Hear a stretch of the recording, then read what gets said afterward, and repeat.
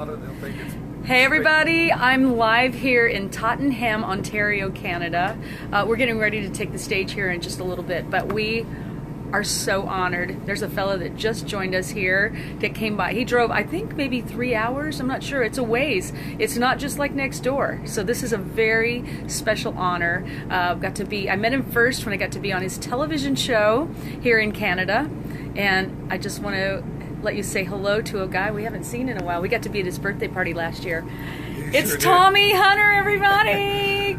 Thank you very much. Thank you. Hi, everybody. It's a real pleasure to talk to you and to be with my favorite bluegrass group of all time. Oh, thank you. I mean that. And he was just telling us about his first trip to Nashville, Tennessee. You, like me, you used to listen to the radio. Oh, yeah. And we would listen to the Grand Ole Opry on WSM. Now you were picking that up all the way here in London, Ontario. London, Ontario. Mind you, there would be nothing but static, but in the background I could hear Grant Turner introducing Hank Snow and Roy Acuff and the Smoky Mountain Boys and Girls. Oh, well, I was in Missouri as a young girl, and we were listening to the same thing. And I don't know, this generation, now you just go onto your computer. I think it's WSMonline.com, and you can hear the Opry through that. In fact, guess what? We're going to be on the Grand Ole Opry Tuesday night. Oh, wonderful. Do you think you'll be listening? I sure will. Oh, my goodness. Yeah. But there won't be static now. You can just pick it up on your computer. Okay.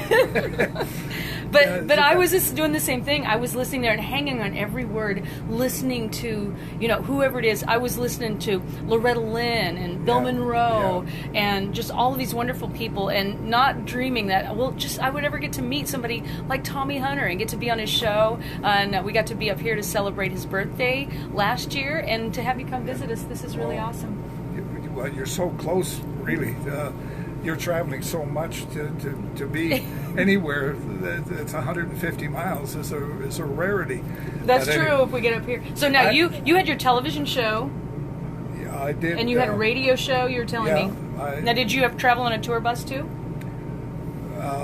Mainly during the summer months, because I was tied up during 5 days a week radio. And now, was it like playing music?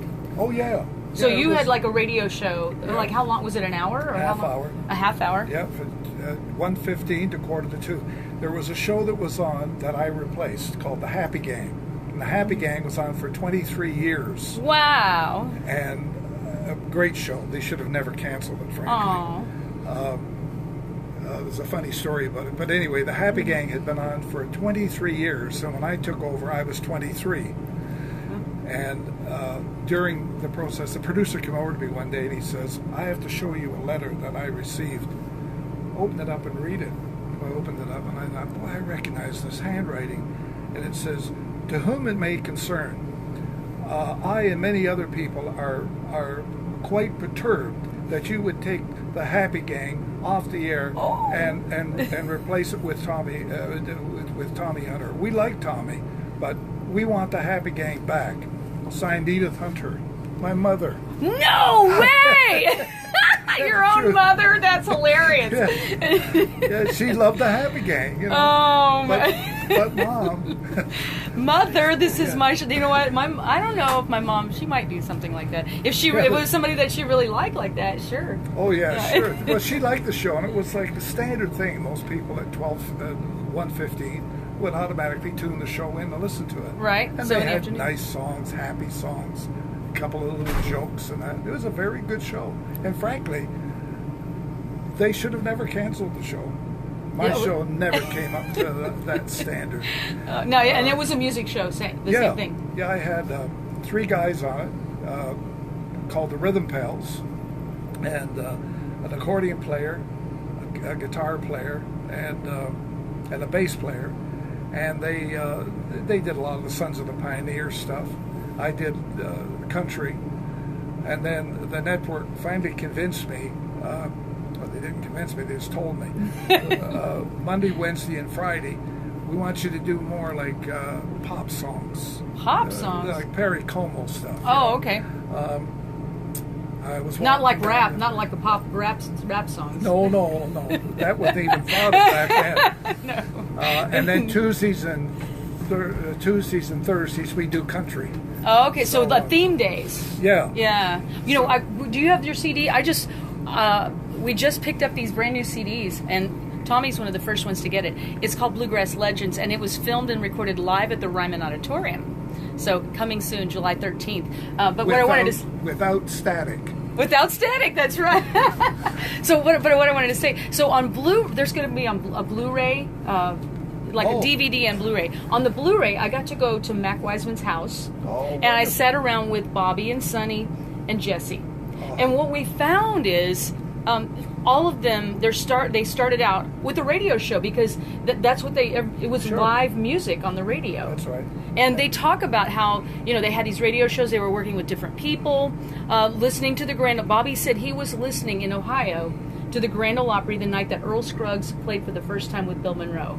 So many historical things, but they used to, that's what you would do. You would have a radio show, and that would gain your popularity. That's exactly right. And of course, it gave the artist a chance to say, well, that's our latest recording. We hope you folks like it. And we'd like to remind you, Monday we're going to be in such and such a place. Tuesday, so you're promoting. Okay. Promoting every one of your dates. I see. So your dates, your music. Yeah. Well, and then you know what they were talking about on this Blu-ray, how Bill Monroe sang a song he had just written on the Opry before it was recorded, and he learned a very valuable lesson.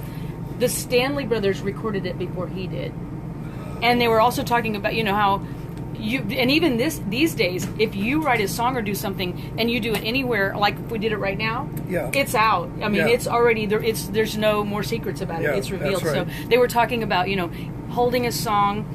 They were talking about how their first recording, when they, you know, the Osborne Brothers, those endings they have. Oh yeah, great. Well, when they had created that and they knew they had something unique, but they did not do that until they had it recorded.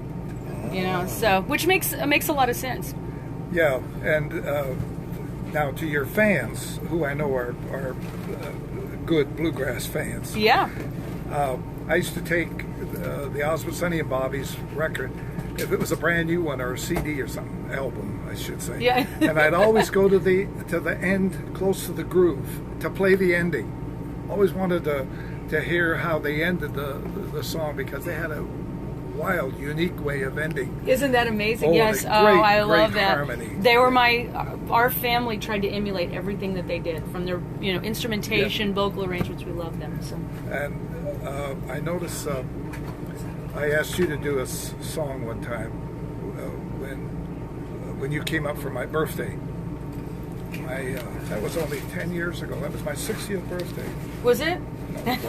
It's like, wait a minute, I thought it was last year. Whatever you say, Tommy, whatever you say. Yeah, you did. I asked you to do a song called. You said, "Oh, we do." What's the name? Roy Acuff song, "Precious Jewel." Precious Jewel. Oh yes, yeah. Precious Jewel. And you said, "Oh yeah," and we do an arrangement that Charlie Louvin. Yes. And that the husband and wife team from. I'm trying to remember where they were from. I'm at a loss too. Yeah.